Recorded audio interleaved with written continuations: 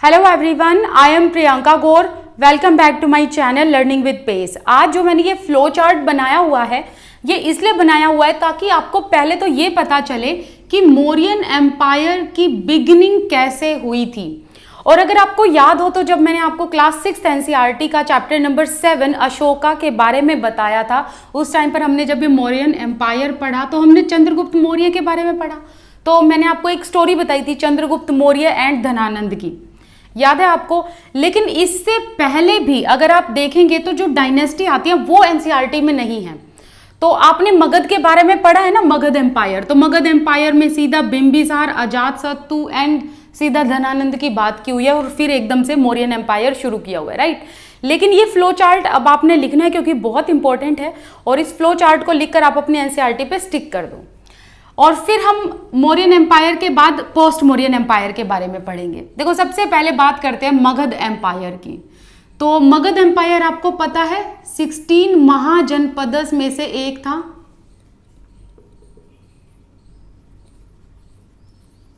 ठीक है, one of the 16 महाजनपदस। तो अब मगध एम्पायर में जो शुरुआत होती है डायनेस्टी की वो है हरण्यक डायनेस्टी। ठीक है, हरण्यक डायनेस्टी। तो इसके फाउंडर थे बिंबिसार। अब बिंबिसार के बाद आते हैं अजातशत्रु, फिर आते हैं उदयन। उदयन में आपको लिखना है कि इन्होंने पाटलिपुत्र को स्टैब्लिश किया था। ठीक है, इन्होंने पाटलिपुत्र को स्टैब्लिश किया था। एंड हरण्यक डायनेस्टी के जो लास्ट रूलर थे वो थे नागा दशक। ठीक है, तो पहले डायनेस्टी कौन सी? हरण्यक डायनेस्टी। बिंबिसार जो है इसके फर्स्ट रूलर रहे, फिर अजातशत्रु आए, उदयन आए, और लास्ट रूलर जो थे वो थे नागा दशक। और उदयन के आगे आपको लिखना है कि इन्होंने पाटलिपुत्र को स्टैब्लिश किया था। नागा दशक के नीचे आपको ब्रैकेट में लिखना है कि ये लास्ट रूलर थे हरण्यक डायनेस्टी के। अब नागा दशक के टाइम पीरियड में देखो, हर एक राजा के टाइम पीरियड में उनका अपना एक मिनिस्टर होता था। तो नागा दशक के एक मिनिस्टर थे जिनका नाम था शिशुनागा। ध्यान रखना, यहां पर आप लिख लेना शिशुनागा के लास्ट यहां पर ब्रैकेट में डालकर कि ये मिनिस्टर थे नागा दशक के रूलिंग टाइम पीरियड में। तो ये इनके मिनिस्टर थे। तो शिशुनागा ने नागा दशक को ओवरथ्रो किया और फिर शिशुनागा ने क्या करा, इन्होंने अपनी डायनेस्टी अपने ही नाम से स्टैब्लिश कर दी, शिशुनागा डायनेस्टी। ठीक है, अब शिशुनागा डायनेस्टी के फाउंडर थे शिशुनागा, और इनके बाद जो इंपॉर्टेंट रूलर आए वो थे कालाशोका। अब शिशुनागा डायनेस्टी के बाद देखो, हमने 2 डायनेस्टी कर ली, हरण्यक डायनेस्टी, दूसरी शिशुनागा डायनेस्टी। अब थर्ड वन है नंदा डायनेस्टी। अब आती है बात नंदा डायनेस्टी की। नंदा डायनेस्टी के फाउंडर थे महापद्मनंदा। ठीक है, और महापद्मनंदा के बाद आए धनानंद। अब धनानंद के बारे में पढ़ना इसलिए जरूरी है, आपने जो चैप्टर पढ़ा है जब हम मगध एम्पायर के बारे में बात कर रहे थे तो आपने अलेक्जेंडर का इन्वेजन पढ़ा था। तो 2300 साल पहले जो अलेक्जेंडर का इन्वेजन हुआ था ना, वो इन्हीं के रूलिंग पीरियड में हुआ था, ध्यान रखना।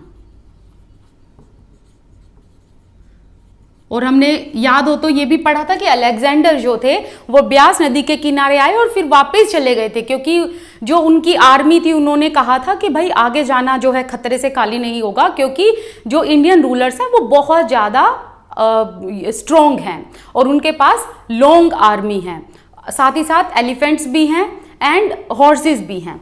ठीक है, तो कहने का मतलब है कि अलेक्जेंडर जो थे वो इन्वेड करना चाहते थे, हालांकि वो इन्वेड कर नहीं पाए एंड वो उन्होंने ब्यास नदी की तरफ आके किनारे पर वापस ही अपना रुख मोड़ लिया था। तो अलेक्जेंडर जो है वो 2300 साल पहले इन्वेड करने आए थे एंड धनानंद के टाइम पीरियड में आए थे। अब देखो क्या होता है कि धनानंद की थोड़ी सी एक छोटी सी स्टोरी बताती हूँ, जिसने वो वीडियो नहीं देखी होगी, चंद्रगुप्त मौर्य जो है किस तरीके से उन्होंने धनानंद को हराया था। देखो क्या हुआ था कि धनानंद एक बहुत बड़ा रिचुअल परफॉर्म कर रहे थे, और ये हमने पढ़ा भी था ना कि बहुत बड़ा रिचुअल परफॉर्म किया जाता था राजाओं के द्वारा। तो उस टाइम पर इनके रिचुअल को अटेंड करने आए थे चाणक्य, और चाणक्य का इन्होंने मजाक बनाया था। किन्होंने? धनानंद ने। So Dhanananda made a mockery of Chanakya. तो चाणक्य को इस बात पर बहुत गुस्सा आया। अब चाणक्य चाहते थे कि नंद डायनेस्टी का विनाश हो, इसका डिस्ट्रक्शन हो। तो चाणक्य जो है वो अब बदले की आग में एक ऐसे आदमी को ढूंढ रहे थे जो नंदा डायनेस्टी को खत्म कर सके। अब चाणक्य तो आपको पता है कि उनकी नीतियां जो हैं उनको तो कोई फेल नहीं कर सकता। तो चाणक्य ने जैसे तैसे थोड़ी बहुत खोजबीन की एंड बाद में उनको मिले चंद्रगुप्त मौर्य। हालांकि चंद्रगुप्त मौर्य को चाणक्य ने एकदम से ऐसे चूज नहीं किया था, बल्कि चंद्रगुप्त मौर्य की उन्होंने एक परीक्षा भी ली थी जिसमें चंद्रगुप्त मौर्य पास हो गए थे और फिर उसके बाद चाणक्य ने अपनी नीतियों को सिखाया था चंद्रगुप्त मौर्य को। और चंद्रगुप्त मौर्य जो हैं वो चाणक्य की नीति से आगे चले और उन्होंने धनानंद को मार गिराया।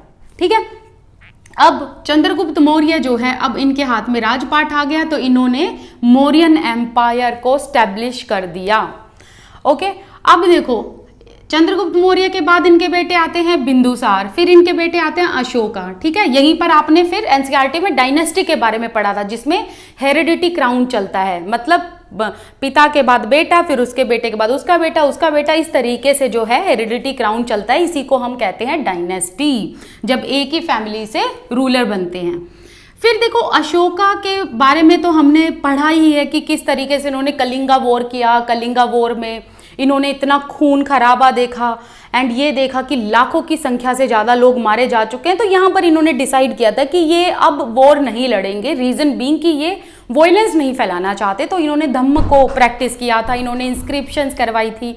ये पहले ऐसे रूलर थे जिन्होंने इंस्क्रिप्शंस के थ्रू अपने सब्जेक्ट एंड अपनी प्रजा को जो है मैसेज प्रोवाइड किया था, अपने उपदेश दिए थे। फिर देखो अशोका के बाद ना क्या हुआ कि मौर्यन एम्पायर थोड़ा सा टूटने लगा, रीजन बीइंग कि अशोका के बाद कोई ऐसे स्ट्रॉन्ग रूलर आए नहीं। लेकिन फिर भी मौर्यन एम्पायर के जो लास्ट रूलर थे वो थे बृहद्रथ मौर्य। ध्यान रखना, बृहद्रथ मौर्य। अब बृहद्रथ मौर्य को हराया पुष्यमित्र शुंग ने। पुष्यमित्र शुंग ने जैसे हराया तो इन्होंने शुंग डायनेस्टी को स्टैब्लिश कर दिया। अब यहीं से शुरुआत हो जाती है पोस्ट मौर्यन एम्पायर की। जो शुंग डायनेस्टी स्टैब्लिश की थी पुष्यमित्र शुंग ने, ये एक नेटिव रूलर थे। तो अब देखो पोस्ट मौर्यन एम्पायर जो ये पीरियड है, पोस्ट मौर्यन एम्पायर का जो ये पीरियड है, इसमें हम 3 रूल बेसिकली देखते हैं। नेटिव रूलर्स थे। नेटिव रूलर्स कौन हुए? जो इंडिया के ही रहने वाले थे। एंड फॉरेन रूलर्स आए जो कि सेंट्रल एशिया से आए थे, चाइना के आसपास के एरिया से आए थे हमारे इंडिया में रूल करने के लिए। एंड फिर हम देखते हैं साउथ इंडिया की तरफ चोला चेराज एंड पांड्याज के बारे में। अब देखो नेटिव रूलर में शुंग डायनेस्टी आई, कन्वा डायनेस्टी आई, सतवाहनाज आए, इनको आंध्राज भी कहा जाता है। ध्यान रखना, सतवाहनाज वो लोग थे, इन्होंने ब्राह्मण्स को लैंड ग्रांट करना शुरू कर दिया था। और अगर हम फॉरेन रूलर्स की बात करें तो इंडो ग्रीक्स आए थे, और इंडो ग्रीक्स के बारे में आपने अपने पोस्ट मौर्यन एम्पायर एनसीईआरटी में पढ़ा भी है। इंडो ग्रीक्स वो रूलर थे, मतलब इसमें जो भी रूलर आए थे इन्होंने क्या किया था, इन्होंने इंडिया में पहली बार गोल्ड कॉइन को इंट्रोड्यूस किया था। फिर इंडो ग्रीक्स के बाद आए शाकाज, देन आए प्रथियंस, देन आए कुशानाज। कुशानाज के जो राजा थे उनका नाम था कनिष्क, और ये चाइना के आसपास से आए थे कुशानाज। और कुशानाज के जो राजा थे उनका नाम था कनिष्क, जिनको सेकंड अशोका कहा जाता है, क्योंकि कनिष्क एंड सेकंड अशोका दोनों ने ही जो है बुद्धिज्म को फॉलो किया था। फिर इसके बाद हम देखते हैं एक तरफ जहां पर संगम लिटरेचर जो है हमें देखने को मिलता है। संगम लिटरेचर में इन तीनों का ही बहुत बड़ा योगदान है। साउथ इंडिया में हम देखते हैं कि चोलाज, चेराज एंड पांड्याज इनका जो है रूल रहता है, और इनके बीच में भी आपस में खैर लड़ाइयाँ होती रहती हैं।